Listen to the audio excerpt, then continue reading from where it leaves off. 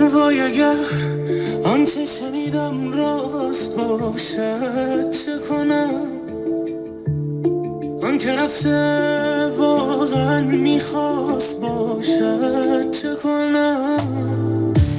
وای اگر باز نگردد فرصت دیدارش، هی نگویید به منو تنها باشد چه کنم.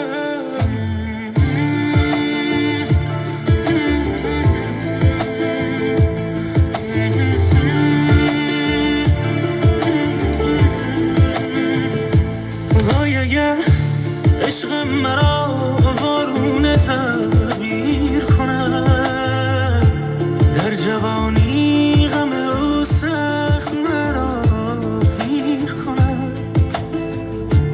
مرز ویرانی و دیوانگی هم نزدیک است. وای اگر دیر کند دیر کند دیر کند.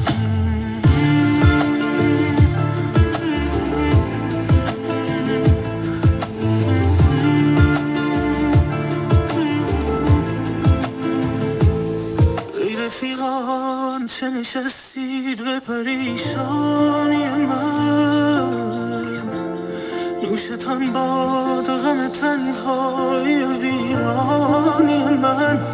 دل اگر خوش خبری پیش کسی جار نزن،